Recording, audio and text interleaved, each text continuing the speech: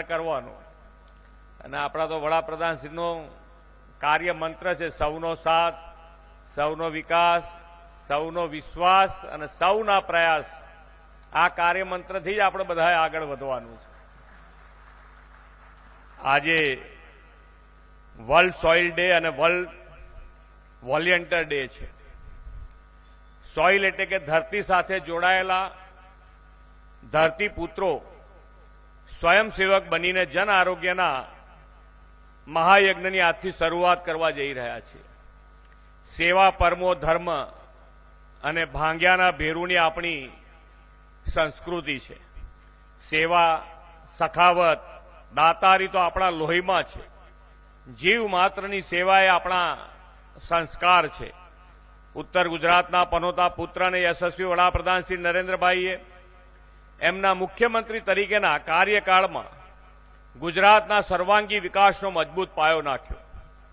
સાથોસાથ જનકલ્યાણનો અભિગમ અપનાવીને દરેક નાગરિકને આરોગ્ય સુખાકારી મળે તેવી નીતિ રીતિ અમલમાં મૂકી. એક સમય હતો કે છેવાડાના વિસ્તારોમાં લોકોને આરોગ્ય સેવા માટે દૂર દૂર જવું પડતું. શ્રી નરેન્દ્રભાઈએ રસ્તો, વીજળી, પાણી જેવી પાયાની સુવિધાઓ છેવાડાના વિસ્તાર સુધી પહોંચાડી છે. આદરણીય વડાપ્રધાનશ્રીના આ વિઝનના પરિણામે ગુજરાતના અંતરિયાળા ગ્રામીણ વિસ્તારોમાં પણ સુપર સ્પેશિયાલિટી હોસ્પિટલની સેવા આજે મળતી થઈ છે. વડાપ્રધાન શ્રી નરેન્દ્રભાઈએ વિકસિત ભારતના નિર્માણનો જે સંકલ્પ કર્યો છે તેમાં સ્વસ્થ ભારતને મહત્વનો પિલ્લર ગણાવ્યો છે. વડાપ્રધાન તરીકેના તેમના સેવા દાયિત્વમાં પાછલા 11 વર્ષમાં તબીબી સેવાઓની સાથે તબીબી શિક્ષણમાં પણ મોટા પરિવર્તન આવ્યા છે.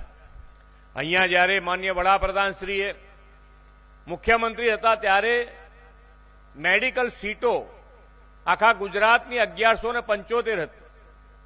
આ મેડિકલ સીટો એમણે શરૂઆતથી જ એની ઉપર ધ્યાન રાખી અને આ સીટો જો વધે તો જ આપણને આ જે સેવા આપણે આપવી છે ગામે ગામ છેવાડાના માનવી સુધી આ સેવા પહોંચાડવી હોય તો ડોક્ટરોની પહેલે આવશ્યકતા.